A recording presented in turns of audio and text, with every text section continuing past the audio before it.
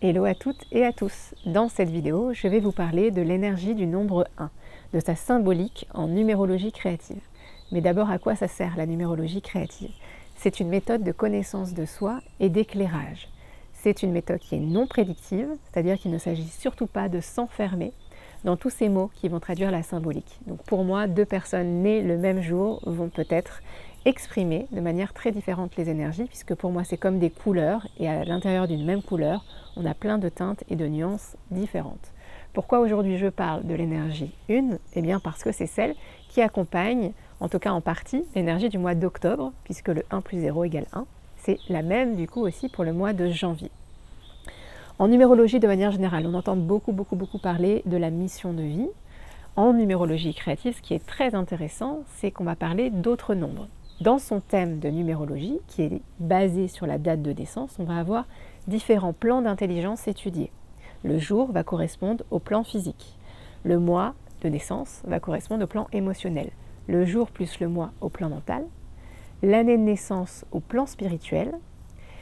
Pour enfin atterrir sur la mission de vie, c'est-à-dire le nombre qui est issu du jour, du mois et de l'année additionnée. Pour moi, accoucher de sa mission de vie, c'est-à-dire offrir ce qu'on a de plus profond, de plus précieux, ça n'a aucun sens. En tout cas, ça va être compliqué de le porter si on n'a aucune connaissance des plans d'avant. Et donc, c'est en ça que c'est intéressant la numérologie créative. Ça vous donne en fait le mouvement à suivre, la dynamique personnelle, donc ce qui vous met aussi en mouvement, ce qui vous donne envie d'être en vie pour offrir votre contribution au monde. Et pour chaque plan, ce qui est intéressant aussi, c'est qu'on va voyager entre l'ombre et la lumière, puisque les énergies peuvent s'exprimer soit dans l'ombre, soit dans la lumière, et qu'on va aussi éclairer pour chaque plan les potentiels, les besoins et les freins. Okay. Donc, l'énergie 1, qu'est-ce qu'elle raconte? L'énergie 1, c'est un axe vertical. C'est pour moi une énergie de feu. C'est l'énergie du yang, du masculin. Donc, c'est une énergie qui vient, quand elle nous touche, nous donner l'élan de passer à l'action, nous donner de l'audace, de la détermination, de la ténacité. C'est une énergie qui, dans ses mots-clés, a le terme légitimité. Donc c'est le fait de se sentir légitime et donc d'oser. Oser va être vraiment le maître mot.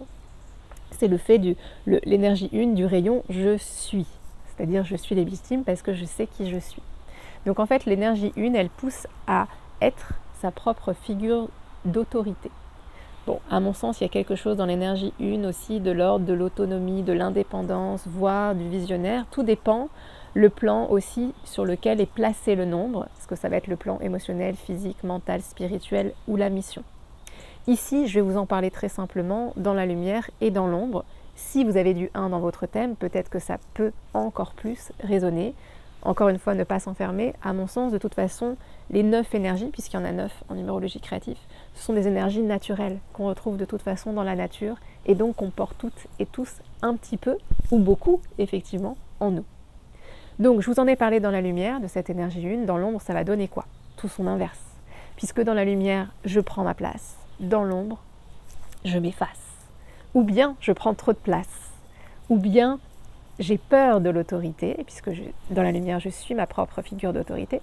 Dans l'ombre, j'ai peur de l'autorité. Ou bien, je rentre en conflit avec tout ce qui va incarner pour moi l'autorité, et en particulier l'énergie masculine ou certains hommes. Ça peut aussi être dans l'ombre, le fait d'être totalement dans l'inaction.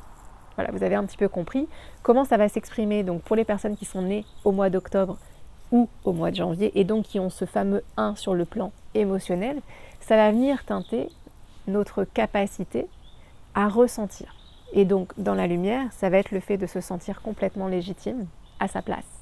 Et dans l'ombre, comme je vous le disais, la peur des autres et de l'autorité, en fait, pas des autres, de l'autorité des autres, ou le fait de rentrer en conflit, ou de se sentir parfaitement illégitime, et donc ce qui peut donner effectivement une forme d'inertie.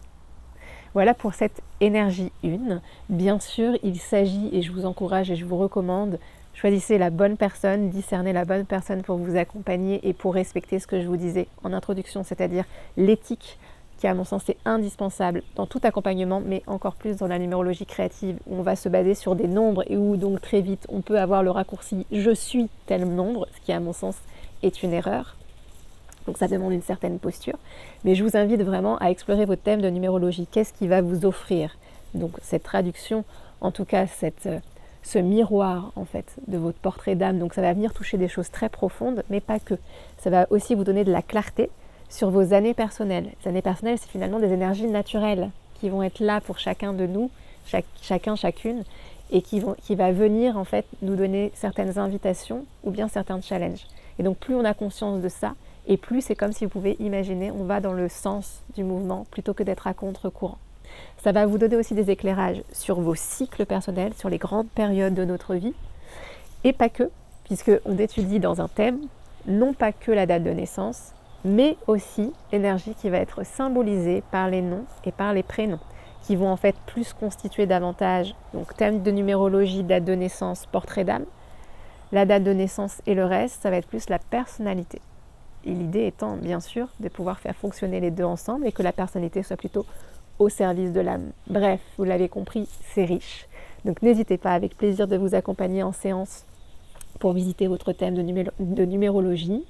Et puis peut-être pour d'autres choses aussi. Qui je suis, j'ai oublié de le dire, moi je suis Sandrine.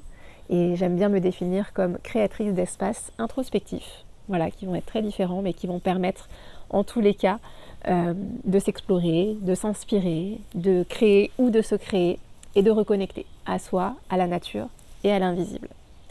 Je vous dis à bientôt et puis n'hésitez pas aussi à me retrouver sur mon site web ou sur les réseaux. Bon mois d'octobre!